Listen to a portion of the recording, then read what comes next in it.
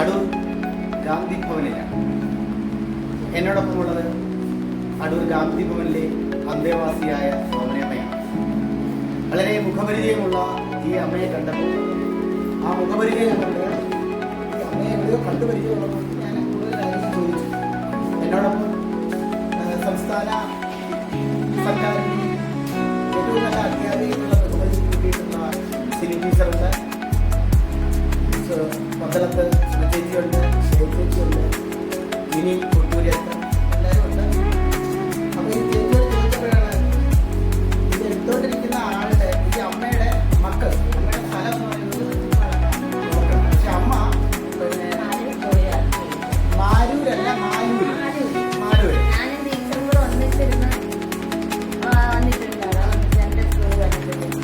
ഇത് ഇപ്പോൾ റെക്കോർഡ് ചെയ്തുകൊണ്ടിരിക്കുന്ന ടീച്ചർ പഠിപ്പിച്ചതാണ് ഈ അമ്മയുടെ മക്കളെയൊക്കെ പഠിപ്പിച്ചതാണോ അറിയാമോ?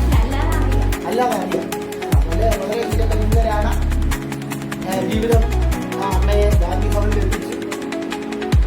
വളരെ സമ്പന്നമായ, വളരെ സൗഭാഗ്യത്തോടുകൂടി ഉന്നതമായ പദവികൾ അലങ്കരിച്ചവർ, സമ്പത്തിന്റെ പിൻബലമുള്ളവർ, എല്ലാ സൗഭാഗ്യങ്ങളും നഷ്ടപ്പെട്ട്, പദവി നഷ്ടപ്പെട്ട്, സമ്പത്ത് നഷ്ടപ്പെട്ട്, ബന്ധുബലം നഷ്ടപ്പെട്ട്, മക്കൾക്ക് വേണ്ടാതായി ഇത്തരം അഗതി മന്ദിരങ്ങളിൽ അഭയം തേടുന്നത് പുതിയ കാലഘട്ടത്തിന്റെ ഒരവസ്ഥയാണോ, ദുര്യോഗമാണോ എന്നറിയില്ല.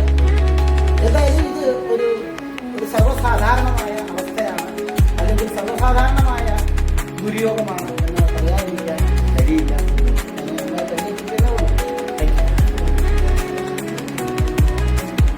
ഇത് അമ്മ ഉണ്ടാക്കുന്നതായിരുന്നു. ഇല്ല, ഈ അമ്മ ഉണ്ടാക്കുന്ന നമ്മളുടെ കലാകാരിയാണ്. ഇങ്ങനെയുള്ള പഴയ ഇതൊക്കെ കൊണ്ട് കൊടുത്താൽ ഉണ്ടാക്കി വെച്ചിട്ടുണ്ട്. നമ്മുടെ ഗാന്ധി ഭവൻ ഒരു മുതൽക്കൂട്ടാണ് നമ്മുടെ അമ്മ ഓമനയമ്മ. വളരെ സൗമ്യവതിയായ ഓമനയമ്മയെ നമുക്ക് പരിചയപ്പെടുത്താൻ കഴിഞ്ഞതും അതിൽ ഈ നമ്മുടെ ഗാന്ധി ഭവന് വളരെ സന്തോഷ അനുഭവമാണ് ഇവിടെ നമ്മുടെ ഓമനയമ്മ നൽകിക്കൊണ്ടിരിക്കുന്നത്. അന്തരീക്ഷം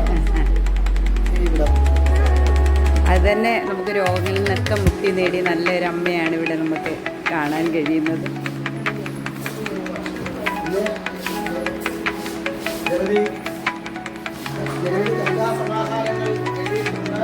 ആളുകളാണ്. സുമചേച്ചിയുണ്ട്, ജയചേച്ചിയുണ്ട്. ജയചേച്ചിയുടെ ഒരു പുതിയ ആൽബം ഇപ്പോൾ ഓണത്തോടനുബന്ധിച്ച് ഇപ്പം അങ്ങോട്ട് പുറത്തിറങ്ങുകയാണ്. അത് സംഗീത സംവിധാനം ചെയ്തിരിക്കുന്നത് എൻ്റെ പ്രിയ സുഹൃത്ത് സന്തോഷ് രാജ് ആണ്. സന്തോഷ് രാജ് അല്ല സുഹൃത്ത്, സന്തോഷ് രാജിൻ്റെ അച്ഛൻ ശാന്താണ് എൻ്റെ സുഹൃത്ത്. ശാന്തിൻ്റെ മോനാണ്.